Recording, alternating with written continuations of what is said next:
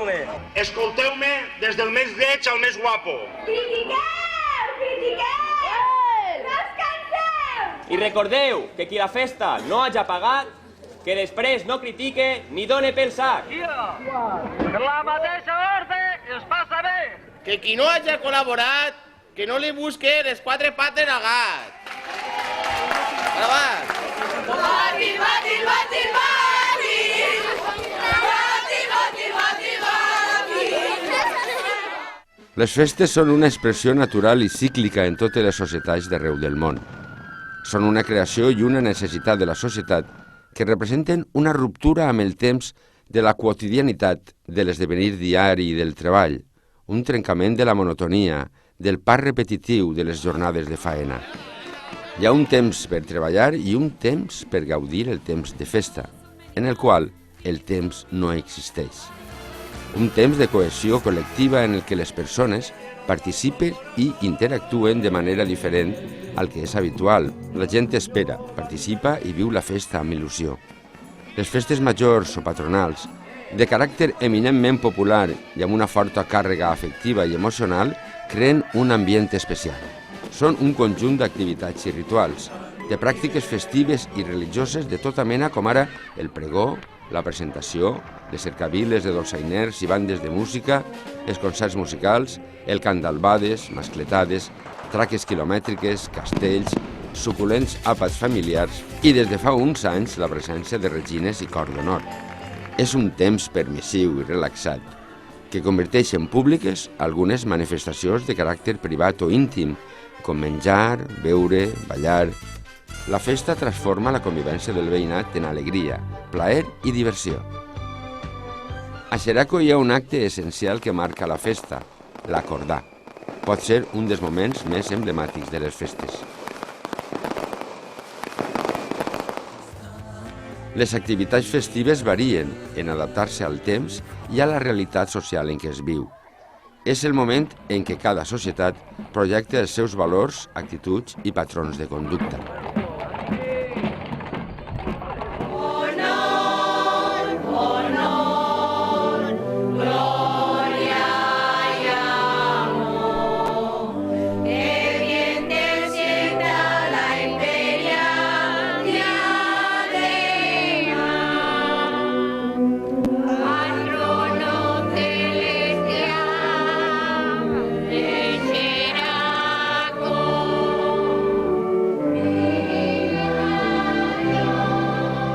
Per aproximar-nos a les festes tradicionals que Xeraco celebra anualment en honor del Crist de l'Agonia, ens hem basat en la memòria viva i en la informació bibliogràfica.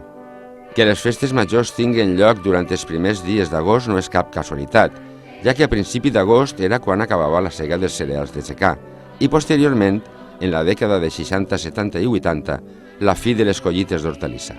La manera d'encetar i compartir aquestes festes d'estiu perfila unes tradicions consolidades que ara formen part arrelada de la nostra cultura. Religiosament, els benefactors de l'activitat agrícola han estat sempre els sants de la pedra, Abdó i Senent. Les festes s'ajusten al cicle agrícola.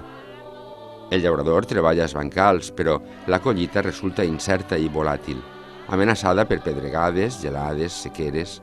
Per protegir-se de tot això, se celebraven una complexa sèrie de cerimònies simbòliques segons avançava el cicle agrari. Es feien les advocacions a Sant Antoni perquè protegira els animals, a Santa Bàrbara per a les tronades, a Santers de la Pedra contra el granís, al Crist per les sequeres. Les festes patronals de Xeraco mantenen un elevat component religiós que es tradueix en una processó diària dedicada a cadascun de sant a qui es festeja. Cada celebració compta amb una simbologia i un ritual diferent que ha variat molt poc en el temps, almenys durant els darrers 100 anys. La celebració de la festa del Crist estava a càrrec d'un grup de joves, de vegades la quinta, que s'oferien anualment per a organitzar-la i preparar-la, cosa que significava treballar durant tot un any. El nom que rebien els membres de la comissió era el de clavaris, una forma molt antiga i valenciana de designar els encarregats d'organitzar la festa del patró. I presidia el majoral, càrrec que s'atorgava a la persona que exercia la representació dels clavaris.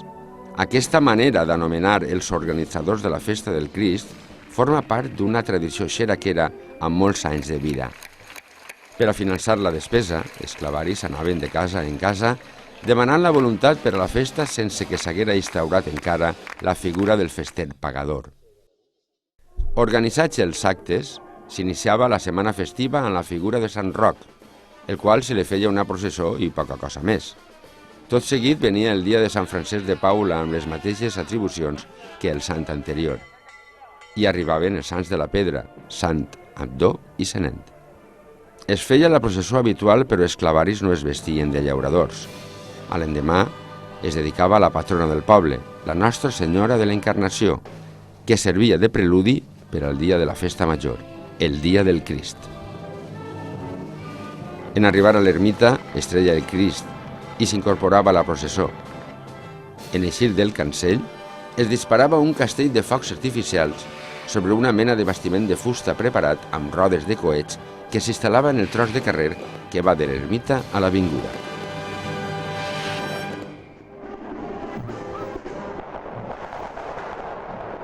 Les nostres festes agafaren un sentit més religiós a causa de la influència de l'Església del règim dictatorial, però sobretot al carisma i al protagonisme de la figura del rector José Melià. Aquell home de fort tarannà va formar un grup de joves als quals batejà com a Josefinos i que va configurar l'embrió de la penya faixa. Vicent Llorenç, Juanito el Sastre, Pepe Soria, Tonico Alvarado i Pepe Hèrcules, entre ells, formaren part d'aquella penya faixa que s'encarregà de consolidar, instituir i acolorir una sèrie d'actes que a la fi configurarien l'entramat estructural de les festes actuals.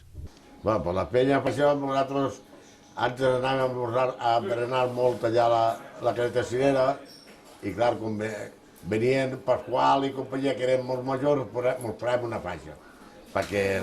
I a raïs d'ahir va eixir la penya faixa. Nosaltres la fèiem any 100, després eixien altres, no sé si normalment penyes, potser algú que els organitzava, però a raïs d'ahir va començar a eixir penyes a fer-la. Missa major amb sermó al matí, processó a última hora de la vesprada, i la resta de l'horari, activitats de caire esportiu i cultural, partides de pilota raspall, concurs de tir i arrossegament, corregudes ciclistes, tir de colom, cercaviles, danses populars, corregudes de joies, concerts i rebel·les. Era costum en molts pobles que els quintos que entraven en llista per a realitzar el servei militar foren els encarregats d'organitzar els actes i activitats lúdiques. Les particulars posades de llarg de les xiques fadrines es creà moda i configurar la participació en la festa de les joves. I Xeraco, a les acaballes dels 60, instaurà la reina de les festes i la seua cor d'honor. A la darreria dels 70 i en plena transició democràtica, els membres de la penya faixa, majors i cansats, posaren fi a més d'una dècada d'organització festera.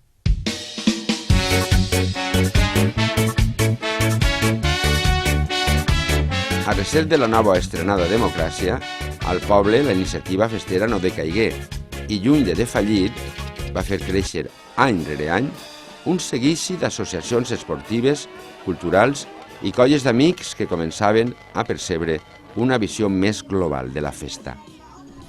Els xòfers incorporaren el 3 d'agost el seu patró Sant Cristòfol al Santoral. Posteriorment aparegué la festa de Sant Roro, amb una intenció més transgressora, menjar, veure i no creure, i que actualment ja no es celebra. Mos hem anat de les mans, teníem massa gent, mos hem anat de les mans. I què passava? Que la gent jove no volia alçar-se al matí i no volia treballar. Volia vindre a les 9 i l'almorzar que estava ja preparat i el dinar preparat. I vam tindre ja, encara ho hem aguantat 22 anys. Vam estar molt bé 22 anys, ens vam riure tot el que vam voler, vam disfrutar moltíssim i vam tindre molt bona caiguda. La festa que fem nosaltres no eren catòlics, ni apostòlics, ni romans.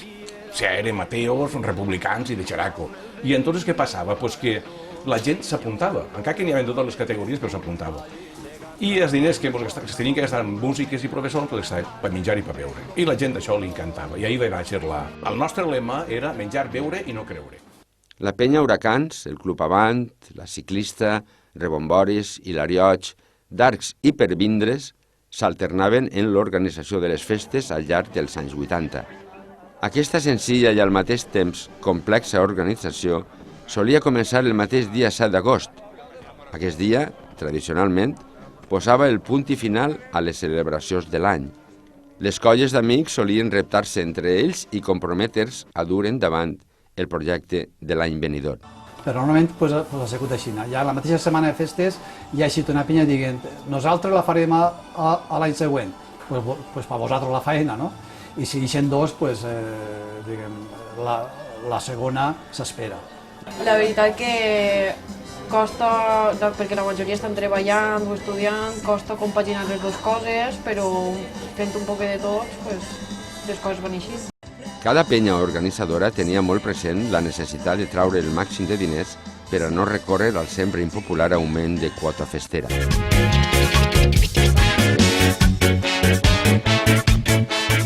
Estàvem un dia allí i va vindre un tal Santi Gomar, que no sé qui serà, i no va tindre altra idea que proposar-nos n'hi ha unes russes que han fet un calendari que els ha eixit i han tingut molta venda, podíem fer-ho amb altres, això ni loco, amb altres havien de un calendari només, estem altres peixins nuets. I res, no sé, un dia morem de paella i quan acabem el comboi ja estem tots nuets en el trinquet i Santi i el seu equip fem-nos fotos, ahí estem. I va agradar a muntó, vam fer una tira llarga i vam vendre més calendaris que mai en la vida normal. Estem altres nuets, doncs no anem a vendre calendaris. I mira si va ser tal l'èxit que després vam eixir en Canal 9, vam eixir en Telecinco, en Antena 3, en la Primera, vam eixir en tots els canals, en totes les televisions d'Espanya, en el famós calendari. Van tindre el nostre puntet, va tindre èxit, vam ser els primers així, ningú ho havia fet i la veritat és que va ser molt bona idea. La veritat és que va eixir bé i vam guanyar diners. Tenim l'obligació de recordar un fet històric per al poble de Xeraco. Per allà el mes d'octubre van tindre la sort de repartir més de 200 milions de pessetes de la Loteria Nacional. Ells han tingut l'honor de fer les festes en aquest any tan esperat i desitjat per a tothom, l'any 2000. Ells són la penya Nou Mil·lenni.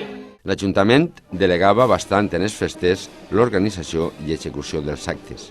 El consistori local s'ocupava de cobrir econòmicament només les festes de Sant Isidre i de l'Encarnació. Va ser per aquests motius que la loteria setmanal es constituí com un ingrés considerable. Com a ingressos extraordinaris a la clàssica quota dels festers, també destacaven les rifes i la venda d'articles relacionats amb la festa. Una altra manera divertida i sucosa de recollir diners era organitzar festes temàtiques amb disfresses, concursos i rifes a les discoteques Gypsy i Bugatti. En el moment que una comissió agarrava la responsabilitat de fer les festes, havia que buscar diners no només de la tradicional loteria o de la tradicional venda de samarretes, hi havia que fer comboi durant l'estiu i la veritat és que va ser una època molt bona, la dècada dels 80 i 90, fent aquest tipus de festes en discoteques, perquè creava una sèrie de sinergies entre la mateixa població, entre les distintes generacions i aportava un sucós benefici a la comissió de festes d'aquell any. Podríem entendre-ho com els precedents de les actuals discomòbils. Després, s'instal·laren els bingos al local de la plaça de la Generalitat. La contratació d'algun artista de renom per a l'espectacle del Dia de les Paelles servia de colofó a un any de treball i a un reconeixement que mai s'escapava de la crítica de la ciutadania.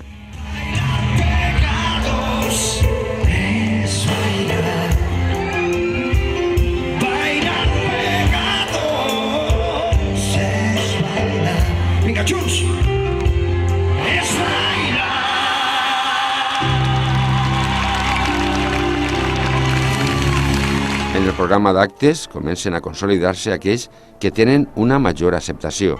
A mesura que el poble creix econòmicament, la Setmana Festera comença a tindre un significat cultural i social extraordinari que cada any congrega a més gent. Com ara el certamen de bandes de música de l'1 d'agost, en el qual la Unió Musical de Xeraco, refundada en 1986, actuava com a anfitriona. L'homenatge als majors, malgrat els continus canvis d'ubicació, s'ha mantingut el dia 4 d'agost. I també la vestimenta típica valenciana de saragüells i llauradores per als festers i festeres.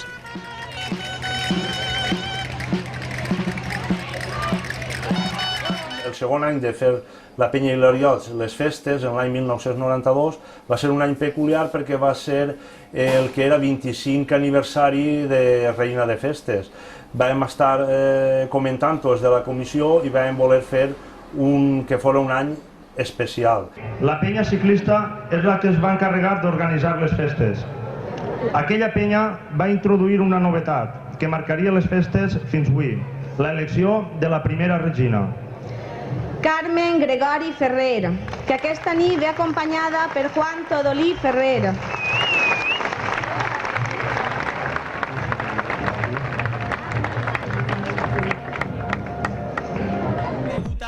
La incorporació en la programació de festes de 1986 de Baquetes al carrer de Gandia suposà un nou repte per als organitzadors d'aquell any, vista la manca de tradició taurina a Xeraco.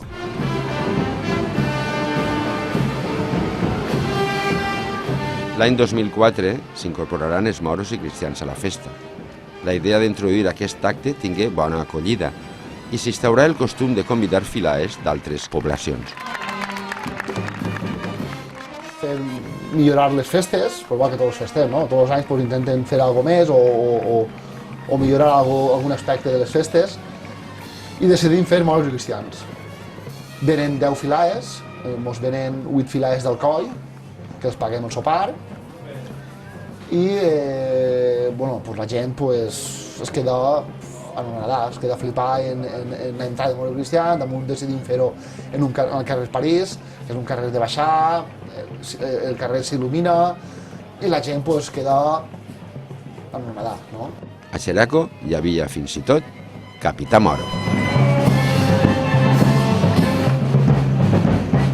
S'han fet cabalgates i paelles tant de dia com de nit i Sant Roro ha passejat pels carrers i pels bars del poble. Jo, després de totes les experiències que he tingut en aquesta vida, jo crec que el dur les festes del poble és una de les més fotudes, també de les que després guardes moltes coses bones i molts records i moltes alegries, però en el moment treballar paga la pena? Pues sí, després de tots els líos, de les nits sense dormir, dels estrès, de voler arribar a tants festers, de voler fer alguna cosa al gust de tots i mai al gust de tots, però el balanç general és positiu.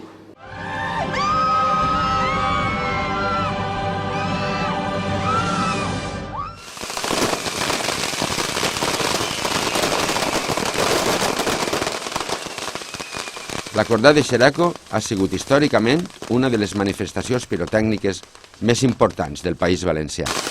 Joves i no tan joves empomaven els coets i es tiraven a la plaça fent gatzara, i a caçant xics i xiques que embotinaven els coeters amb un crit que ha esdevingut clàssic, el «no hi ha cebo, no hi ha cebo», repetit fins a l'extenuació.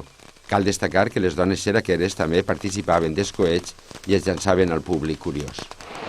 La traca ràpida es muntava per l'itinerari processional, en la qual corrien xics i xiques com esperitats.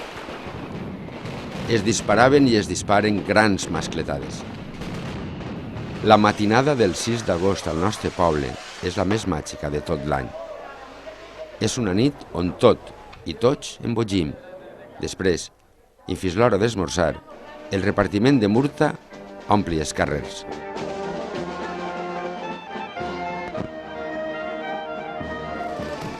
El castell de focs d'artifici de Xeraco és un dels més valorats a la Safor.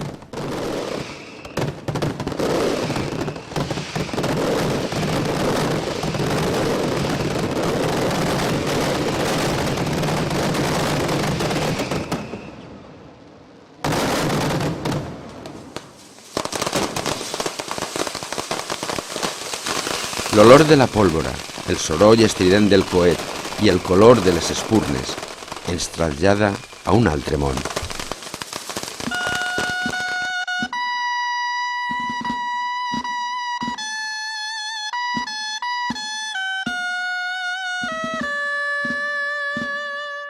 En definitiva, la festa és l'evidència que un poble està viu socialment. Aquesta tradició tan nostra de deixar el bancal o la casa per sopar al carrer o fer la rebella amb els amics i veïns troba la seva màxima expressió la setmana de festes.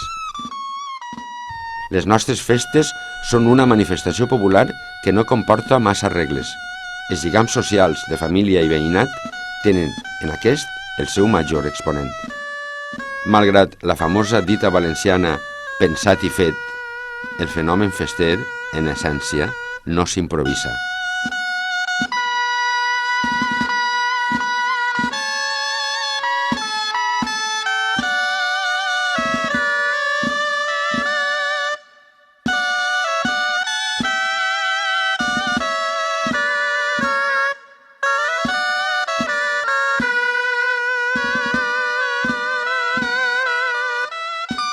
Les festes de Xeraco, tan arrelades i de gran tradició, compten amb l'aprovació general de xeraquers i xeraqueres.